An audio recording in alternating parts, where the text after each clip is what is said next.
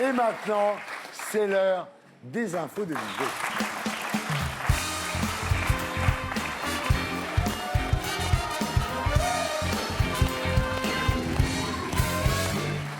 Bonsoir Thierry, bonsoir à tous.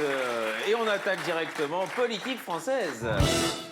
Quand Macron chantait au karaoké avec Gaspard Ganzer, l'ancien conseiller de François Hollande se souvient avoir fait des karaokés avec l'actuel chef de l'État, une scène sans doute assez croquignolesque. Imaginez Emmanuel Macron au karaoké, alors à tous les coups il chantait du Gérard Lenormand, si j'étais président de la République, et il est devenu le con. Je nommerais Mickey Premier ministre, et il l'a fait le con, et on s'éclaterait vraiment si j'étais président. Et bon là on voit que ça reste une chanson. En tout cas, on va se réjouir quand Emmanuel Macron participera au nouveau jeu de Nagui. N'oubliez pas votre parole, parce que là, c'est pas certain qu'il gagne.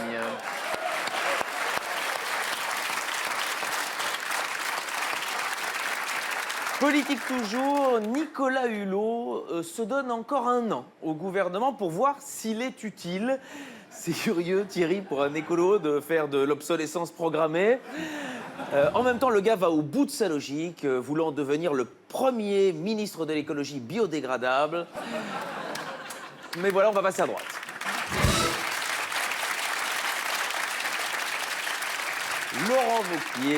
Laurent Wauquiez continue à affiner son personnage. Il est conscient de la nécessité de brûler son étiquette d'énarque. Brûler, hein, le verbe est fort. Mais voilà, pour être certain de ne pas devenir la droite molle, la droite si molle. Jeu de mots de qualité. Oui, ouais, j'ai bossé, ouais, j'ai bossé. Fais-moi là, je fais comme ça. Voilà, ça couvre. Et voilà, je vous dirais que s'il fallait vraiment brûler quelque chose chez mon Lolo, ce serait d'abord ses costumes de fête. Hein, on se souvient de celui-là, voilà. Ouais. C'est pas un montage, hein, c'est pas un montage.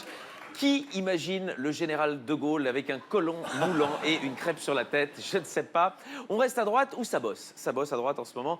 Au nom de l'égalité, des députés de droite veulent faire payer la taxe d'habitation en prison aux détenus. Ben oui, vous pouvez les applaudir, j'ai rien à faire. Ouais. C'est génial, c'est excellente idée. Et j'imagine que si les gars ne la payent pas, oust, c'est l'expulsion. C'est fort. Droite, enfin. On était inquiets, mais il vit toujours. Jean-François Copé a déclaré: Macron est en train de devenir le président de droite que les gens veulent, à ne pas confondre avec François Hollande, le président de gauche que les gens ne voulaient pas. Et on peut passer à l'international. En Belgique, le drôle de jeu de l'indépendantiste catalan Puigdemont. Alors c'est sans doute pour ça que la Catalogne était une des premières régions d'Espagne à interdire la corrida. C'est normal si le torero prend aussi vite la fuite, c'est beaucoup moins passionnant dans l'arène. Et il a débarqué chez moi en Belgique. Donc après avoir accueilli les riches Français qui veulent payer moins d'impôts, on accueille les Catalans qui veulent leur indépendance. Voilà, égoïstes de tout pays, vous êtes les bienvenus chez nous.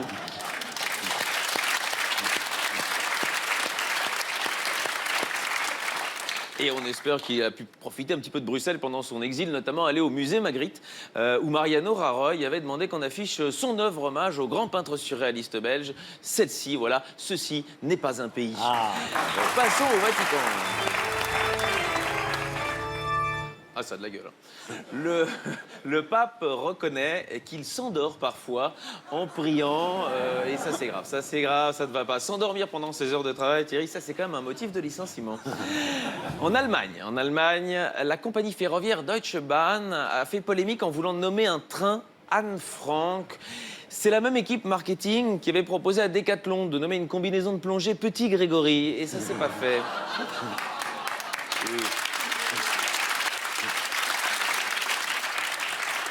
On passe à la Sicile, où un boss de la mafia avait commandité l'assassinat de sa fille amoureuse d'un policier. En entendant ça, le fils de Patrick Balkany aurait déclaré: heureusement que je ne suis pas tombé amoureux de contrôleuse du fisc. Passons à cette nouvelle série de révélations concernant le harcèlement. D'abord, accusation de viol. Tariq Ramadan dénonce, lui, une campagne de calomnie. Et c'est vrai que c'est peut-être de l'acharnement. Pour une fois qu'un spécialiste de l'islam prouve qu'on peut avoir des vierges sans être kamikaze, voilà, vous pouvez le défendre un peu. Mais j'ai bien peur que cette affaire le conforte un petit peu dans ses idées, hein. Cela confirme ce qu'il pensait. Dans les pays où la charia n'est pas appliquée, les femmes, elles parlent. Dans la même série, Kevin Spacey. De nouveau accusé de harcèlement sexuel, cette fois par un jeune acteur mexicain. C'est chaud pour la suite de sa carrière, évidemment. Si ça continue, le seul film où on pourra encore voir Kevin Spacey, eh bien, ce sera le biopic de Jean-Marc Morandini.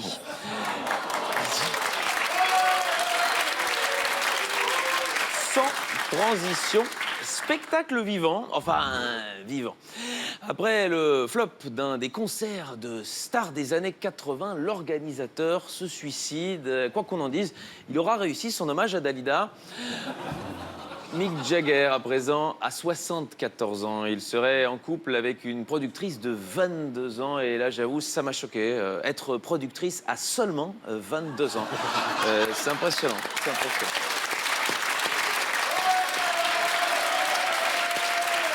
Passons aux brèves. Et commençons par cette question pertinente que pose la télévision belge. La masturbation diminue-t-elle le cancer? Alors évidemment, dans le doute, continuons. Hein, et voilà, je propose même que tous les buralistes offrent à l'achat d'un paquet de clopes un rouleau de sopalin.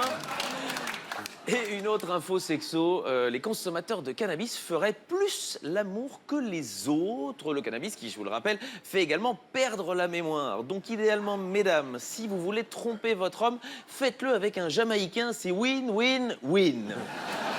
Et on passe...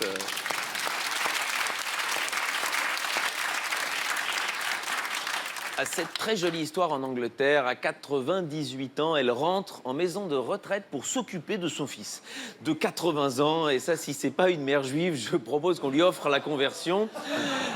Sans transition, Israël, un bar vous offre 25% de réduction si vous avez vos règles. Évidemment, oui, là, la question, c'est comment le serveur peut savoir si la fille a ses règles. Peut-être, je sais pas, la mauvaise humeur, le visage fermé. Et ça, c'est donc une belle opportunité pour toutes les Parisiennes de bénéficier immédiatement d'une belle réduction.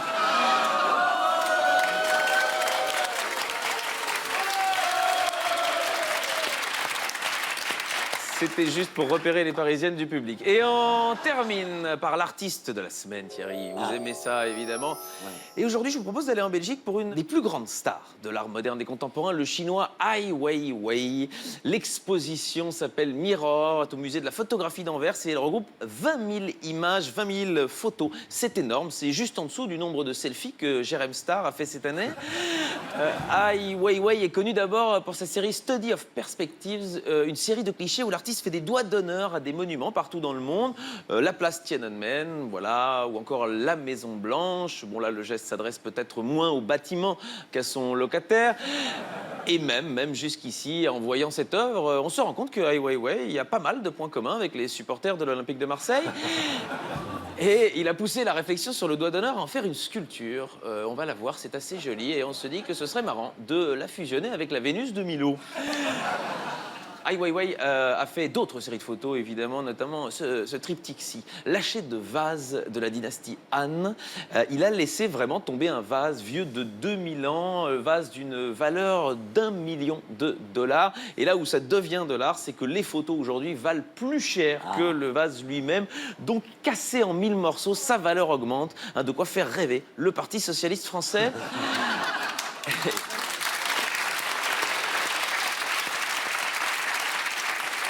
Et on le voit, l'ego de l'artiste est un peu au centre de l'œuvre d'Ai Weiwei au point de faire pas mal de selfies. Ici, c'est une photo qu'il appelle « Jambe fusil ».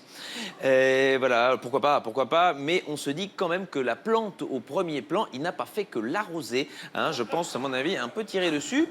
Le suivant avec une pochette de sang, un petit hommage à Laurent Fabius. Et un dernier selfie, et ça c'est la tête d'Ai Weiwei quand il a appris que Nico Saliagas faisait de la photo également. Mais il n'y a pas que des photos. Il n'y a pas que des photos dans son œuvre. Il pratique aussi l'art plastique. Je vais en apporter un au hasard, une tonne de thé.